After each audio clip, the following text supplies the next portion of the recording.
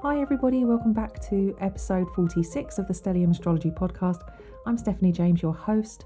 I am also the founder of stelliumastrology.com. I used to write horoscopes for Elle magazine, and I also teach. I'm a tutor at the London School of Astrology and have just finished actually recording a series of classes on Black Moon Lilith for the Chinese branch of the London School of Astrology, which was a cool experience. And today I'm recording a show on the aspects, in particular, the aspect of discussion today is the conjunction. Now, I have got 3 books in front of me. Sorry, I've just had my lunch, and whenever I eat anything that has the most remote shred of fat in it, I get like a tickly throat. So I do apologise that I've got this tickly throat, but I've just eaten something, so it's just irritating my throat, and it's really annoying. I used to smoke, and I didn't even know that I had this thing until I gave up smoking. I always just put it down to like not really a smoker's cough, but like I associated that it was to do with that, and then realised actually, no, it's got nothing to do with smoking. This is to do with eating fatty foods. My lunch wasn't even particularly fatty. It did have coconut milk in it though, so that is I suppose that's actually quite heavy, isn't it? It's quite fatty. Anyway, I've got 3 books with me. One that I've always recommended to you, and a couple more that maybe I haven't recommended just yet. The Contemporary Astrologer's Handbook by Sue Tompkins is great. It covers everything on a smaller scale in essence, but it covers a lot. And I would say this is an essential piece of kit for any astrologer or aspiring astrologer. The next book I'm going to recommend for you is Aspects in Astrology by Sue Tompkins. So there's a whole chunk in the Contemporary Astrologer's Handbook where she breaks down the aspects and goes into what each aspect means. And for this Aspects in Astrology book, it goes into it in a bit more detail, and it sort of focuses on this area of astrology individually. And I would say that again, it's another piece of kit that you just need. So I would highly recommend that you get that, as well as the Contemporary Astrologer's Handbook, just because it's brilliant. And I've had the good fortune to have been taught by Sue Tompkins in person numerous times, and she is just hilarious. She's got a great sense of humour. She's very knowledgeable. She's very into language, it was always a treat when I turn up and she was going to be teaching. So I think that you actually can hear her voice through her writing, and you can really get her sense of humour through it too sometimes. So I think she's fantastic. I really do think she's done some really amazing work, and those 2 books are brilliant. Highly recommended. The other book that I'm recommending for you is called Planets in Aspect by Robert Palettia. I always say Palettia, but it's Palettia. And this book is a cookbook, as I've described before, where you can open it up on each page.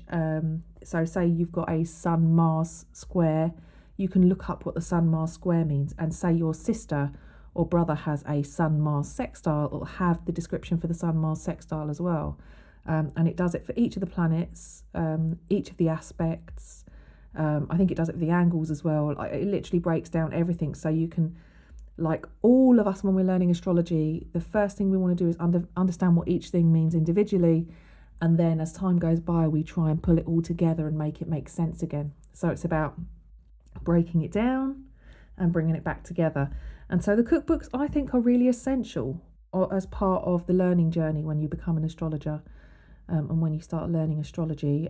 Some people prefer not to read cookbooks, and they like to read all sorts of things. One of my astrological colleagues, friends of mine, Fernanda Paiva, who I interview for some later episodes when I'm on my maternity leave, I've spoken to her before about cookbook astrology, and she loves to read Liz Green. Liz Green's a fantastic psychological astrologer, and has written unbelievable amounts. And she doesn't really do, her style is not cookbook, her style is definitely more really taking a psychological deep dive into the chart and kind of understanding it in a combined way, which is also a valuable way to learn. And I don't think you can make any mistakes by trying both ways and seeing how you find it easiest to access the information for yourself. So I just wanted to make sure that you've got the books that you need to hand, or, you know, at least get them, stock up on the books. In the Sue Tompkins book, where did I put my page divider? There it is. So here we are. We have aspects and planetary combinations in the Contemporary Astrologer's Handbook, which is page 219, which has a nice little grid on it that tells you the name or the glyph of the aspect, how many degrees apart they have to be in order for this aspect to be considered an actual aspect. So for a conjunction, here we have what looks like a little circle with a line coming out of it. You could almost say maybe like a little apple with a little core, or a cherry with one little stick coming out of it.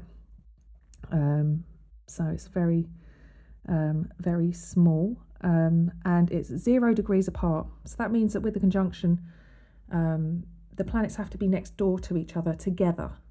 So basically holding hands. And the orb, or orbit as we call it in astrology, tells us how far apart it can be before it doesn't really count anymore. Generally, for a conjunction, it's 8 degrees.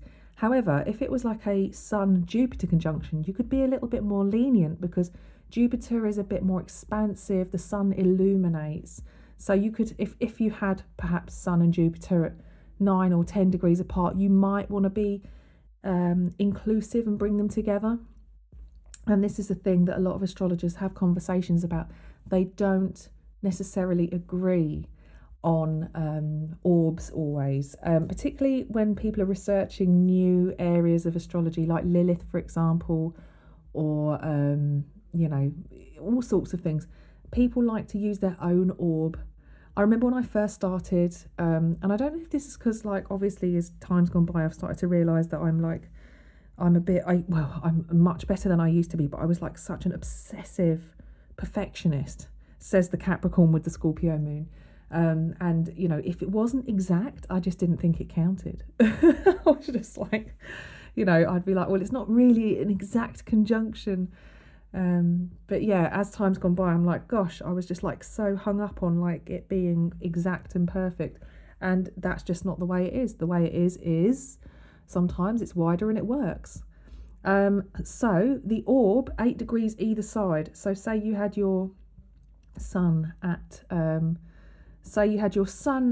8 degrees of Cancer, then if you had your moon at the final degree of Gemini, and that could definitely be included, I would say, sort of final degree of Gemini or moving into the first degree of Cancer, then yes, you can call that a conjunction, in the same way that if your sun was at 8 degrees of Cancer and then your moon was at 16 degrees of Cancer, that still could be included. It's kind of a bit wide, but like I said, they're the luminaries, they illuminate, and so yeah, having sun and moon relatively close together would be called a conjunction.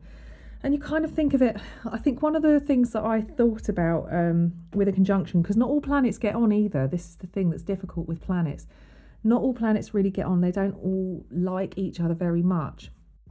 So generally they tend to be, some are compatible and some are incompatible together, but they work together in the chart. So it could be that you have, let's say for some people in the, lots of people will have this, but for some people Saturn and Neptune are in conjunction. That combination kind of, they don't work together, because Neptune is about dissolving boundaries and, you know, transcending reality, whereas Saturn's all about reality and boundaries and rules and regulations. So having those two planets together essentially they're supposed to not work together. However, so many people are born with these kind of conjunctions. They're both of those are slower moving planets, so they're not as common. They wouldn't be as common. They will be when Saturn goes into Pisces, which will be in a few years' time. There'll be a generation of people born with a Saturn Neptune conjunction. But there's a sense of when they're together, they work together in the chart. So they almost operate on a level where you can't separate them. It's a little bit like, I'm trying to think now. It's a little bit like sort of pouring things together when you're mixing, for example, like sugar and flour. If you've got them in separate bowls, you can sort of like add as you go, but once you've mixed them together, you can't separate them. They're well and truly, even if you've got one layer of flour on top of one layer of sugar, they're still sitting there together, and there's still going to be parts of it that you can't take apart. So it's sort of like that, really. And I've kind of thought about it as well with some of the more difficult planets working together. You can think of it like a coalition government. I think, when did I go I think 2009, I think it was 2009. I went to the Philippines, and the day that we were leaving was when they were announcing that I think that the Labour government decided to step down. I can't really remember. There's some kind of issue with votes. I can't remember what happened. Gordon Brown had been our Prime Minister, though he hadn't been voted in. He just kind of assumed the position because I think David Cameron, something, I don't know what happened. I cannot remember now for the life of me. Tony Blair. Oh, yeah. He left because he wanted to be part of Europe and be part of the European Parliament. That's what happened. So Tony Blair left, Gordon Brown was put in charge, and then I think it came down to a vote, and the voting was so, there wasn't enough of a division between, enough of a one way or the other with the votes. So the Conservative government got in, but the Liberal Democrats also were voted in with a slightly lower amount of votes, but it was still included. So that meant that the Conservative Party had to work with the Liberal Democrats, which technically they're like the opposite ends of the spectrum, really. And they had to sort of work in Parliament together and make decisions together. And so a difficult combination planetary-wise, which you could almost say that having like Saturn, for example, maybe Saturn with Uranus could be the Conservatives and the Liberal Party. Saturn being rules, regulations, hierarchy, reality, and Uranus being rule breaking, all inclusive and not about hierarchy. We're all equals, progressive against this traditional preserving quality of Saturn. You can almost see that putting them together you can achieve great things. I think that Jimi Hendrix has a Saturn-Uranus conjunction, and he is somebody who has, especially in his music, he had this gift of bringing in a new sound and doing things differently, and kind of shattering the idea of what rock and roll was of the past. He really brought music into a modern sort of, I don't know, it brought it up to speed. Jimi Hendrix at Woodstock, he was out there, he was crazy, he was wild, and he did things differently. He strung an electric guitar. He had a right-handed guitar that he strung left. He was a left-handed guitarist, but he strung it back to front, and he would play guitar like that. There was just so many things that he did that were just like unconventional, and it's great to see celebrities or people with these kind of conjunctions and seeing how they work with conflicting energy patterns as far as planets are concerned. The Uranus-Neptune generation, those born in and around 1993, are the ones who, are the ones working now with a much more of an understanding of flexibility, because it was in Capricorn. You've got this kind of flexibility in tradition, and I mean, look at the world that we're living in today. These are the people that are kind of leading the way. There's a sense of understanding that we don't need to have a physical platform to do our jobs, working online with Zoom and doing all these kind of things. The Uranus-Neptune conjunction people, they are definitely using that conjunction, and this is a generation of people that will have this conjunction. They are changing the way that we see the world and what's possible. It's like a new dimension. And that's kind of like with the generational planets, you do get these kind of conjunctions, people carrying these conjunctions. They're here to experience these great shifts, these generational adaptations through humanity's evolutionary process. However, you have conjunctions on a smaller scale. So every month the sun and moon meet together for a conjunction, and that's what we call a new moon. Sometimes they meet together and one of the nodes is nearby as well, and then that would be an eclipse. And it doesn't have to be just 2 planets in a conjunction. It can be 3, it can be 4. As you all know, my website is Stellium Astrology, and when you have more than some say more than 3, some say more than 4. It depends on the source that you're reading, but some people have conjunctions where there's 3 or more planets, and that means that it's, instead of having Siamese twins, you've got Siamese triplets or Siamese quadruplets. I can't even say the word, but you have to think of it that they are working together, though they still have their individual presence. So it's about really understanding what they mean on an individual level, and actually understanding that no matter what happens with certain people, with certain conjunctions, if one planet is activated in that conjunction, it won't operate without the other. It's a good way to think of a Siamese twin, because it's almost like if you gave one Siamese twin was insistent that they wanted to have a vaccine and the other one didn't, you can't give the vaccine to one without the other having it passed on to them. Bit of a weird example, but that is that kind of thing with a conjunction. So a conjunction occurs when you divide the circle by 0. And hopefully it will make sense as we go on about the division of the circle. There is a little grid in Sue's book. I'm looking at the Contemporary Astrologer's Handbook. But yes, this is an interesting thing. So if you happen to be looking at your chart on astro.com, for example, there's a little grid at the bottom usually of the chart, and it's like a little sort of like a triangular grid with lots of little squares, and it'll have like each of the planets down the side and along the bottom, and also the midheaven, IC, AC, DC, and the nodes and whatever else that you've got plotted on your chart. And then where you either go down, so say you go down from the sun and you go down to Neptune, for example, the grid square when the sun and Neptune meet, so say you've got a sun-Neptune conjunction, there will be the little symbol for the conjunction there. So it will be that little circle with a little line coming out, and that indicates that you've got a conjunction, and then it'll tell you whether you've got how far apart it is, how many degrees apart it is, so you kind of know roughly what the orb is. So it could be that it's 3 degrees apart, this Sun-Neptune conjunction. So it's not as tight as if it was exact or partile being basically the same degree. But it doesn't mean that that's not going to be as powerful. A Sun-Neptune conjunction, that's hugely influential.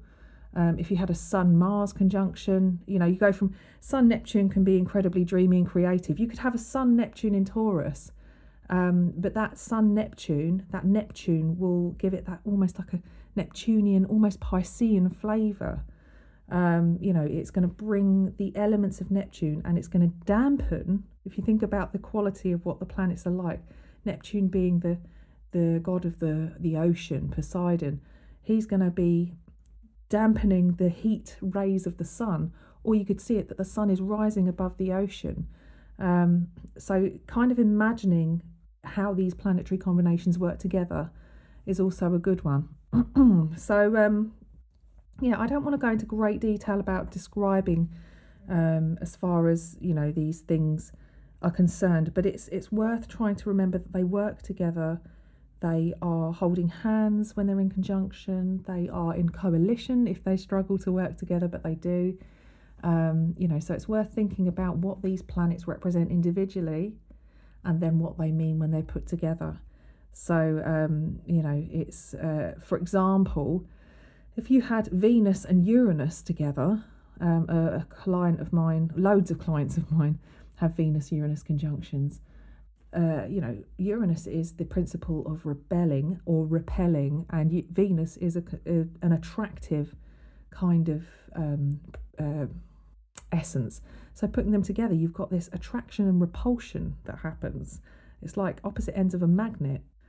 When the planets come together, and obviously you've got personal planets that move a lot faster. So the Sun and the Moon, the Moon being the fastest moving in the whole chart, it meets with the Sun 12 or 13 times a year.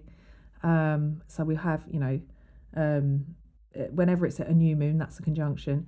And then you've got Mercury, which moves probably about the same speed as the Sun. It's always hanging around the Sun, quite close by.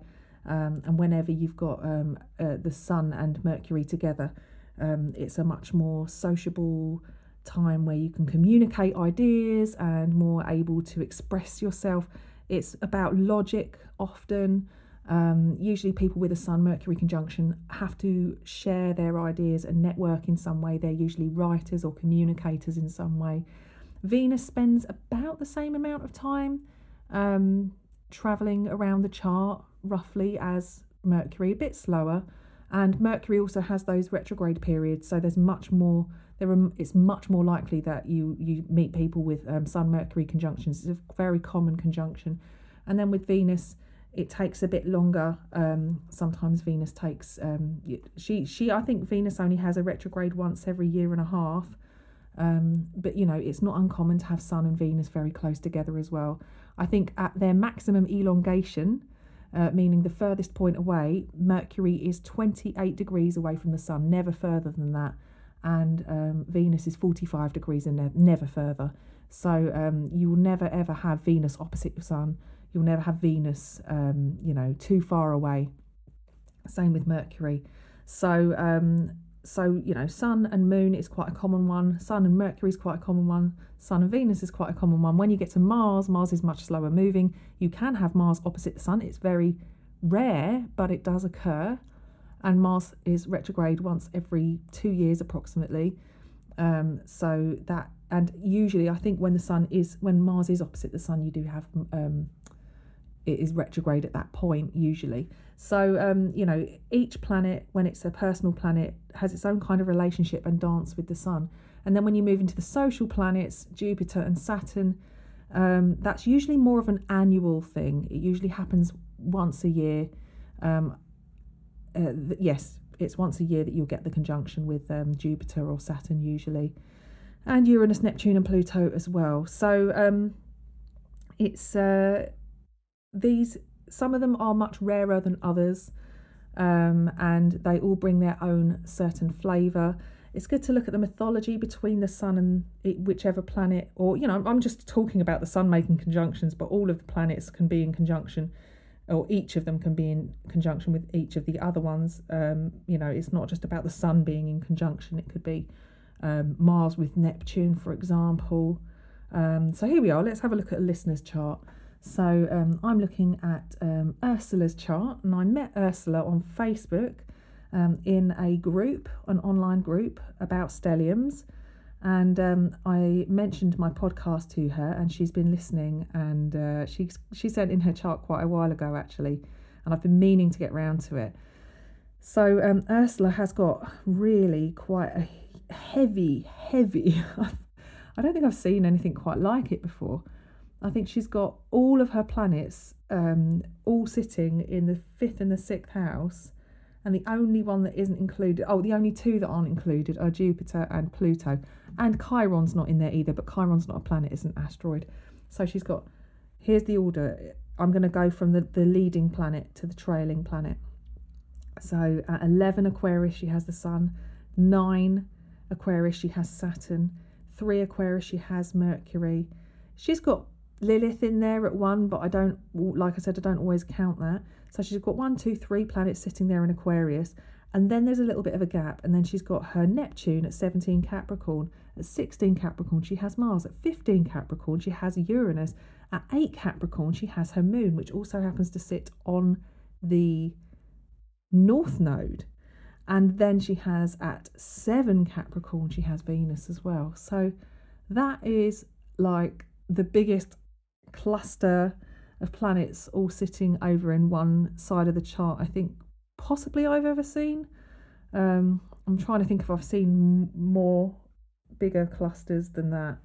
But it's heavy. It's such a heavy emphasis. Imagine all those toppings on those pizzas. That's going to be some spicy toppings right there on 2 slices. Everybody else at the party who gets one of the other pieces is going to feel a little bit annoyed that they didn't get any. But yeah, so to start with, let's look at this. Sun, Saturn and Mercury. So they're in conjunction. The Sun's at 11 degrees Aquarius, and then we've got Saturn at 9 degrees. So it's about 2 degrees apart, 2 degrees of orb, we would say. And then you've got Mercury at 3 degrees of Aquarius. So it's about 6 degrees of orb away from Saturn. And actually, if we count up, so we've got 3, 4, 5, 6, 7, 8, 9, 10, 11. So Mercury is in orb of being in conjunction with her Sun as well. It might be just, yeah, it is. It's borderline wide, but it's still there. So she has a triple conjunction. Some might call it a stellium in Aquarius. And what you have to look at is the relationship between, so the Sun in Aquarius, to start with, the Sun is in its opposite sign. It rules Leo usually. So the Sun is in its opposite sign of Aquarius, which I believe some people consider that to be the sign of Fool. I don't necessarily go for that. I think that the Sun has its strengths in different areas and its different expressions. It doesn't necessarily mean it's bad or good or whatever. And then you've got Saturn at 9 Aquarius, which Saturn is a traditional ruler of Aquarius. So actually, this is a serious combination for the Sun. This could be a Saturnian Aquarian who is very much a less of a rebellious type, less of a Uranian type, because she's also got her Uranus in Capricorn, remember, so less of the Uranian type of Aquarius, and a bit more of the the more sensible, I would say. Who is it? Is it Germaine Greer? I think she's a Saturnian Aquarian. And it's about fairness, equality. There are rules about fairness, and not necessarily in a Uranian way. It could be a bit more about, fighting the system and this, that and the other. But with a Saturnian Aquarian, they may be a bit more about doing it in a more of a conservative way, if you can imagine a conservative Aquarian. And then you've got that Mercury sitting there as well, that's a little bit wide, but it's still there. So this is somebody who probably sounds quite serious when they talk, when they get onto a subject they really care about. And I'd imagine the subjects that they care about are humanitarian subjects. This is a 6th house combination, so probably the work that she does is going to have to be expressing this unique Uranian quality. I doubt that she's too comfortable working in a system which requires like a hierarchy as such. She might struggle with that, and actually she might prefer it a bit more autonomy in her work, a little bit more freedom in what she does.